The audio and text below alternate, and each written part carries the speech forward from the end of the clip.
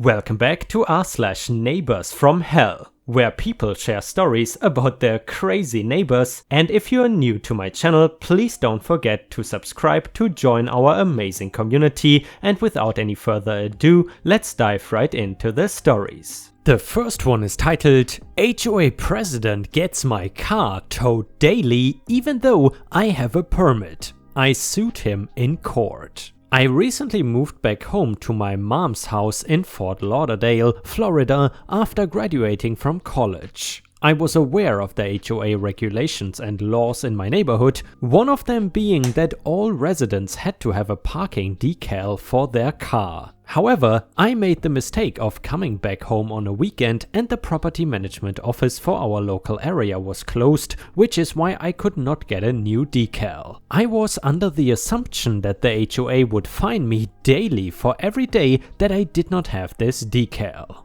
I obviously did not want to pay any type of fine, so I did some investigation and was able to find a printable one on the HOA website that was valid until I could get my new permanent decal. At least that is what I thought. As soon as I got home to Fort Lauderdale, my car was getting towed every night at around 2 AM. This was absurd to me. I was either never home or asleep while this happened, and my mom would catch the driver and pay the $60 fine for me so that I could have my car back. The first night it happened, it did not have the temporary parking decal yet, so I assumed that had something to do with it. However, even after I got the temporary decal, my car was still getting towed every night. I had no idea why this was happening, and it was frustrating that I was never present or awake to ask the tow driver what was going on. It was not until one night I had woken up around 2 AM one morning that I caught the tow truck driver myself with the rumbling of a loud truck outside. Much to my dismay, my car was getting loaded up onto a tow truck.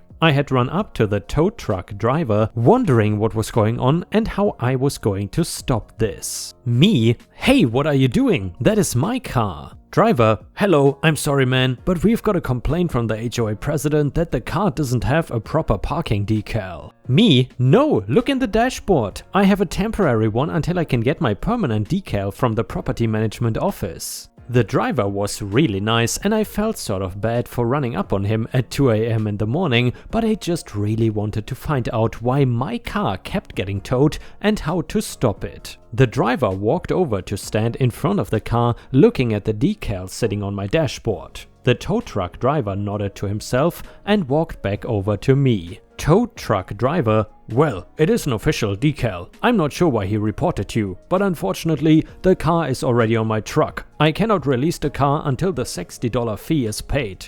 I decided that after this incident, I was going to personally confront the HOA president about this. As far as I knew, the decal was perfectly in compliance with any rules and regulations the HOA and property management had set.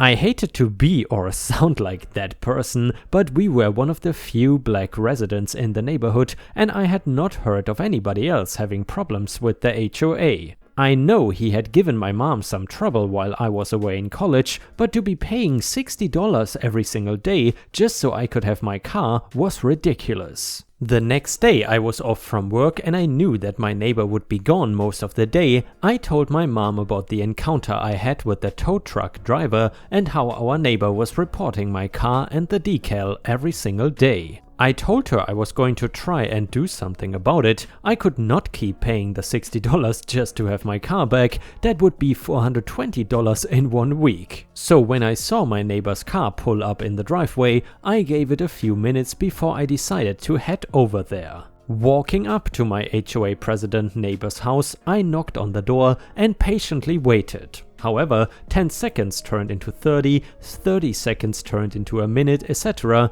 I could hear his dog barking, had watched him pull up, and his car was parked in the driveway, so I know he was home. How convenient that as soon as I tried to talk to him though, he is suddenly not answering his door. He did have 2 big dogs that I saw he walked frequently, so maybe I could just catch him on one of these walks. However, in the spur of the moment I decided I was not going to wait and marched straight to the property management office, ready to get some answers. The conversation went something like this. Me? I just don't understand. I know when I moved back I didn't have the permanent parking decal, but I'm using the temporary one in the meantime. Secretary, did you get the temporary decal off the website? Me, yes. Secretary, oh, we don't use those anymore. We rescinded all temporary decals and that is why your HOA president is reporting you. I was truly dumbfounded at this moment. If they were not usable, why was the option still listed on the website? Me? So why was it still listed on the website? I paid for it. Secretary, well, we did not plan to make a formal announcement. Not a lot of people use those. We were just going to take it off the website, but I guess they have not done so yet. I was so angry. I had been telling this lady about my issue and she could not care less. At that point, I had just decided to go home. I was going to find a lawyer. I ended up finding a lawyer through a quick Google search that night and wrote him a letter explaining to him in detail what had been happening and how I tried to fix it by confronting my neighbor and going to the property management office. I explained to him all of the money I had spent not only on the temporary decal but on the permanent one and the fines for getting my car back as well. I was surprised when he reached out to me the next day explaining the different options we could use to approach this situation and what results these options would most likely bring. It was only about a month later that I finally saw my neighbor in court. This was the first time I had seen him since I moved back and my car started getting towed, so I was not surprised when he didn't seem that happy seeing me in court. I don't think that he thought that I would take it this far, but I felt like I had no other choice. What was happening to me was not fair and my neighbor was downright rude and unfit to be an HOA president. In the end, the HOA president ended up having to pay back all the money I spent getting my car back every day and received some hefty fines himself for trying to rescind the temporary parking decals without telling anyone. On top of this, the HOA board members voted in a new HOA president who was a much more understanding neighbor and a way better fit for the position. The property management office also received a violation for having the option of a temporary parking decal on their website, even though they were not accepting them anymore. I found out that while it was legal for them to decide against the printable parking decals, that it was illegal for them not to give notice or try to rescind anyone with a temporary parking decal without returning the money they paid.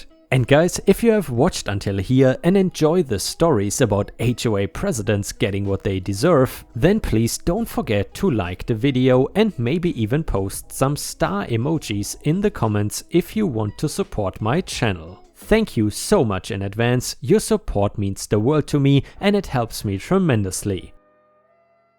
The next one is titled The Assheads Downstairs. I used to have a noisy downstairs neighbor. After months and months of talking to them face to face, posting friendly requests on their door and involving management to help with video, audio, picture support, nothing changed. So the wars began. They were just the worst. They were always yelling at each other, they played music very loud at all times of the day and night, he had some kind of woodworking tool on his deck, which was not allowed, that was very loud. He used it daily. He did demolition derby and always had some junker he was repairing in our parking lot. She would get into long, super loud conversations on the phone, the works. So they have this kid, maybe 2 years old, and she is as much of a butthole as her parents, probably you know, because she has to live with them. To mess with them, I did some fun things. First I invested in some Winchester noise-cancelling headphones and then I put my refrigerator on baking sheets and it rattled loudly. I did not notice because of the headphones and they constantly sent building maintenance up to talk to me. It got bad enough that we were all given notices that said, "Fallacious maintenance requests will be charged a $40 penalty." I put a bunch of coins in my dryer and put it on wrinkle free, which keeps turning it on every few minutes. I would activate it when I left for the day. This gave me tons of angry post-it notes from them, which I gleefully stored in a folder that I have since lost. I ran an extension cord off my deck and installed a light socket to outlet converter on their porch light. He used big old halogen lamps and never used his real light and plugged a lot of things into it, stealing their electricity. I probably saved a whole $2. F that guy. And I also took up some weightlifting workouts, and by weightlifting I kinda mean couch dropping. When they put their kid to sleep, I would drop my couch a good 3 to 4 times in a row until the kid started crying and the couple started screaming again. I would also drop it when they were asleep around 8 AM to 4 PM most days until they screamed and thumped the ceiling. And then I would set a 15-minute alarm to remind me to do it again once they were likely asleep again. I also took up gardening. I had a bunch of garden plants on my porch. I would water them anytime he tried to use his woodworking thingy. I bought a super long hose attachment for my sink designed to be used to clean a fish tank. He would cuss me out as water dripped and gushed onto his porch from above, and I would just tell him, "Sorry bro, really dry out here, gotta keep these thirsty plants alive." They died, probably of being overwatered. Rest in peace.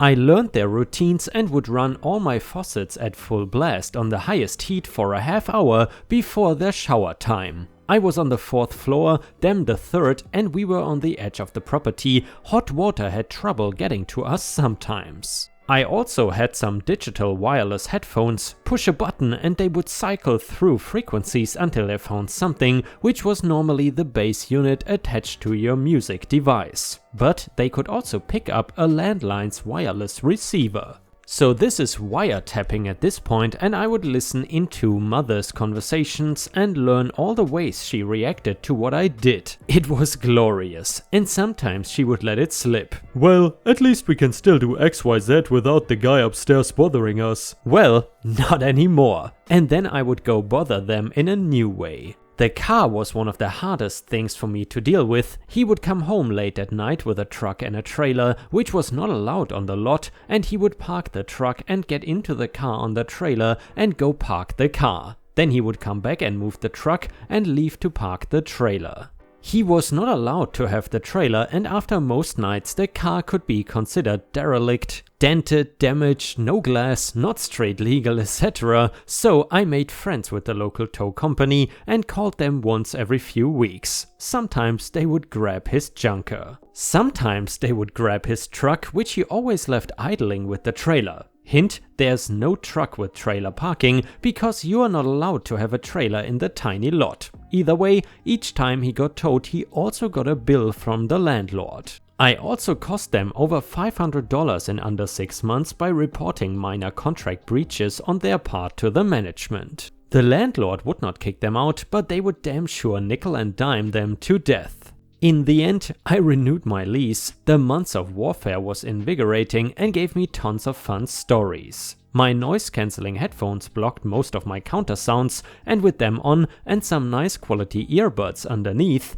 I could hardly hear their racket anymore. Add some white noise generators and really, I was pretty much relieved of their annoyances. About 2 months into the new lease of mine, CPS took the kid away, which needed to happen. That place was really abusive, and they got kicked out of the complex. You see, he had taken up weed to calm his nerves, and I don't like bad smells. And ripe stars, I gotta say, even though that was some, I would consider it genius petty revenge, I would definitely not want to be on the receiving end of that. OP definitely seems like someone you would not want to mess with. However, I am also curious what you think about this story. Do you think that OP went too far, or did the neighbors simply get what they deserved? Please let us know in the comments. And the next one was posted by user Meyerwood91 on our own subreddit r/ripe stories, so please consider it as a bonus story, and it is titled, "But we don't want to live next to those people." Seriously, Karen? More tales from bylaw and code enforcement. My friend, 32 male, is a bylaw enforcement officer for a small township. We swap work stories at the pub on Wednesday nights. This particular story involves a city official, zoning guy, my friend, bylaw officer, a nosy neighbor Karen, and a business owner, Mr. Saint. Background: as I understand it, since bylaw officer works for a township, they can and have set regulations for businesses. Any business owner who wishes to operate within the township must obtain a business license from the zoning guy. The zoning guy looks into whether or not the local regulations allow for a business on any given property and coordinates with other city departments, for example the fire department and building inspectors, to ensure that the premises are safe for the intended use. A local businessman, Mr. Saint, comes from a family with a lot of money and has been investing in key lands that will probably be ripe for residential and employment development over the next decade as the township population grows, and as wealthy urban folks move to the township for the better cost of living. Mr. Saint has a few business ventures which include leasing land to a charity who takes care of orphans and children with special needs. Mr. Saint also works with the zoning guy to ensure that business licenses are in place. Apparently, this is overkill because charities don't typically need business licenses and no one else in the township obtained a license to rent out homes on a long-term basis. However, Mr. Saint is more than happy to pay the $50 for a piece of paper he can show to the neighbors when/if there is ever an issue. The story: bylaw officer received a call/complaint from Karen about one of Mr. Saint's properties. Karen: "You need to come out here right now." Bylaw officer: "What seems to be the problem?" Karen: "I know that the property next door is owned by Saint. I think he is operating without a business license." Bylaw officer: "Okay, I will go check with the zoning guy to see if there is a license or not."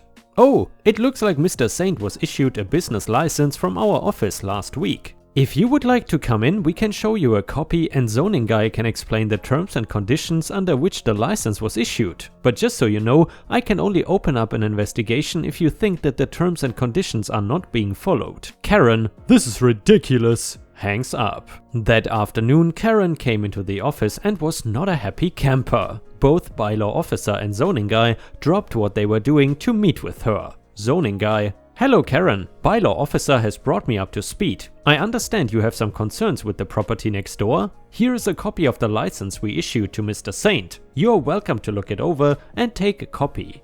I can help to explain the regulations in a little more detail, but to simplify it, Mr. Saint has a license to rent out his investment property on a long-term basis. The charity who is renting the home is using it as a home. Are you worried that something else is going on?" Karen: "The charity is letting children with special needs live in the house." Zoning guy and bylaw officer share a quick glance, visually confused. Zoning guy: "Okay, and what is the problem?"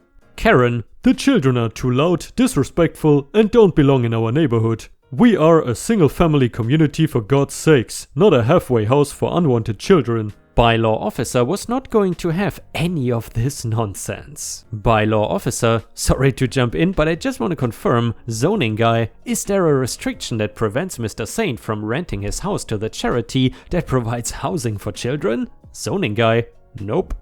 Bylaw officer: "And Karen, are there other children in the neighborhood?" Karen: "Yes, but..." So there is no zoning issue here. The business is permitted and it's not uncommon for children to live in your neighborhood. I am sorry Karen, but I cannot open up an investigation on this. No one is breaking any rules. Karen: "Well, I don't want those kind of people living next to me and interacting with my children." Bylaw officer: "Clearly, but that's not something that we can help you with." Karen: "Well, I will just have to meet with the mayor to see if we can pass a rule that bans children with these types of issues from living in the neighborhood." Zoning guy brightens up at this point, looks like a light went off in his head.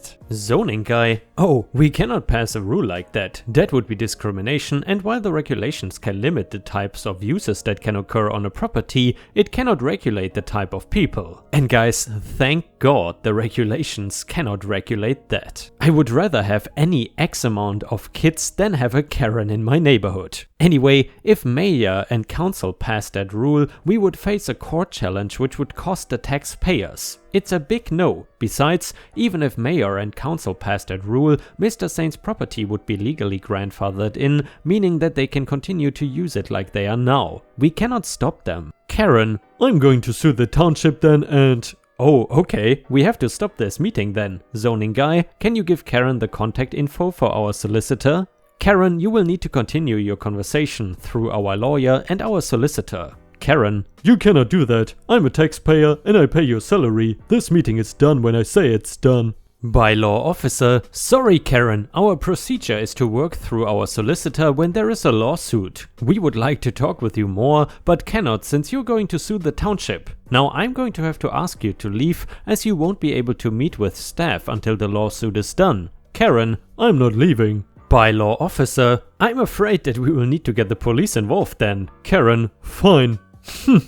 And leaves. Bylaw officer and zoning guy were a little shocked that the homeowner wanted the township to evict the children, but they do occasionally get crazy requests from nightmare neighbors, but those are usually surrounding, hey, you have to remove my neighbor's tree, it is blocking my view, or that damn dog next door is too loud and violating noise bylaws. Karen's lawsuit threat was a bluff, so she never did have her lawyer contact the city solicitor. Apparently she tried to go above bylaw officer's head and have the city manager step in, but was told no. Her efforts to win mayor and council over were not really productive either, so all that came out of it was an angry post on a neighborhood Facebook page, which pissed off some of the moms who also had special needs children.